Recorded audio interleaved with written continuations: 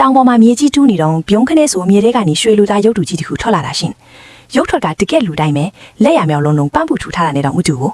ကျမလည်းအဲ့ဒီချောမောလော်ပတ်လုံးနဲ့ရုပ်တွင်ကိုကြည့်ပြီးငေးမောသွားမိတာပေါ့ဒါတယောက်ယောက်ကိုအရှင်လက်လက်ရွှေရည်စိမ့်ပြီးမီးဖုတ်ထားတာလားလို့တောင်ထင်မိတယ်လေဒါကရွှေအစ်စ်လာတီးကျင်တာနဲ့ကျမလည်းအဲ့ဒီရုပ်တုရဲ့လက်ညိုးကိုတွိုင်းနဲ့ခန္ဓာနာလေးကြိုက်ကြည့်လိုက်တာပေါ့ရွှေအစ်စ်ကြီးရွှေအစ်စ်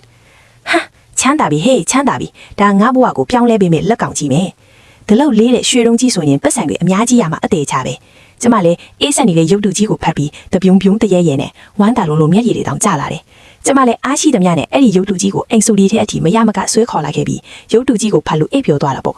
အိမ်မထဲမှာတောင်တထဲဖွပြီးဆိုပြီးတွားရည်တွေတောက်ကြလို့ဒါပေမဲ့ကျမမသိလိုက်တာကကျမရဲ့တွားရည်နဲ့မျက်ရည်တွေဆုပ်ရဲသွားတော့ရုပ်တုရဲ့နေရာအချို့မှာတိမ်မွေ့တဲ့အလင်းတန်းလေးတွေစီးဆင်းနေတယ်ဆိုတာပါပဲတန်းခေါင်ရအချိန်မှာတော့ရုပ်တုကြီးကရုပ်တရက်လေးထဲမှာပြန်တက်လာပြီးကျမတွားရည်တွေပေးချနေတဲ့နေရာကနေရွှေရောင်အလင်းတန်းတွေစူးရှားစွာထွက်ပေါ်လာတော့တာပဲကျမလည်းလန့်နိုးလာပြီးကြည်နေတော့မှာပဲရွှေခွန်ကြီးကတကြားလုံးအကာခွန်လေးတွေလိုတဖြည်းဖြည်းကွာကျလာပြီးအထဲကနေကြောက်စင်းလိုချောမွတ်တဲ့အသားရည်နဲ့လူတယောက်ထွက်လာတာရှင်ငါရွှေတွေရွှေရောင်အလင်းတန်းတွေကြားထဲမှာအလွန်ချောမောတဲ့အမျိုးသားတူကဖြင်းရင်းစွာမျက်လုံးဖွင့်လာတယ်သူကသူ့လက်ကိုသူပြန်ကြည့်တယ်ပြီးတော့ဒီစုပ်ပြတ်တိုင်ကြီးတဲ့အိမ်လေးကိုကြည့်ပြီးမျက်မှောင်ကြီးကျုပ်လိုက်တယ်နောက်ဆုံးတော့သူ့ကြီးကခုတင်ပေးမှရှိတဲ့ကျမစီရောက်လာပေါ့သူပါစတ်ဟလိုက်ကြော့ထွက်လာတဲ့အတန်းကရာစုနှစ်ပေါင်များစွာစကားမပြောခဲ့ရတယ်လို့အကွက်ကွယ်နိုင်လာတယ်နိုးခါစားကလေးတယောက်လူပြားများနေတဲ့လေးတန်းလေးနဲ့သူပြောတာကမင်းကငါ့ကိုအယောင်စားပြီးပတ်စံလဲမလို့လားကျမအုံနောက်က3စက္ကန့်လောက်ရက်သွားတာလीပြီးမှပြန်ပွက်လာတာရွှေတွေပြောက်ပြီးလူကြီးဖြစ်သွားပြီစကားပြောတဲ့လူအရှင်ကြီးရှင်ဒါကတရေ6ထက်တောင်ပိုကြောက်ဖို့ကောင်းသေးတယ်နင်းကဘာကောင်းလဲမေစာလားတရေလားကျမလည်းတုံတုံရင်ရင်နဲ့ထောက်မှဟင်းတီဟင်းရွယ်လိတဲ့ဓာတ်စုပ်ကိုဆွဲကြိုက်ပြီးသူ့ကိုချိန်လိုက်တာပေါ့ငါရွှေလူသားကိုပြန်ပေးစမ်းသူ့နာမည်ကချာကျွဲတဲ့သူကပေါ်ပြီးမျက်မှောင်ချုံမြင့်နဲ့ကကျူးမျိုးမာနာကြီးနဲ့ပြောတာက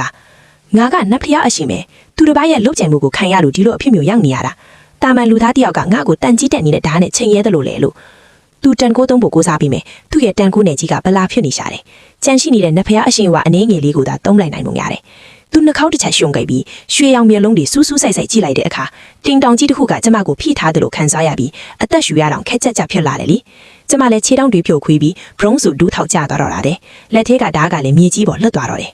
ဒါကိုမြင်တော့ချကျွဲကကျေနပ်သွားပြီးမေးလေးမောက်ပြီးမှန်ကြီးနဲ့ကြည့်နေတာပေါ့ဒါပေမဲ့မှန်တက်လို့မပါသေးဘူးဒီတိတ်ဆိတ်နေတဲ့အိမ်စုပ်လေးထဲမှာ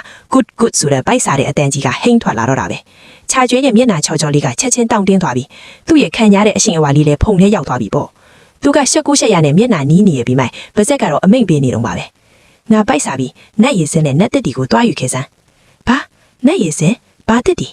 ကျမလည်းသူ့ရဲ့ဖိအားလာကနေလွတ်သွားပြီဆိုတော့ခုတင်ပေါ်ကဖြူးဖြော်ဖြော်နဲ့မန်းတက်နေတဲ့လူကြောလေးကိုကြည့်ပြီးဒီလူအယူများလားလူတွေးမိတယ်လေ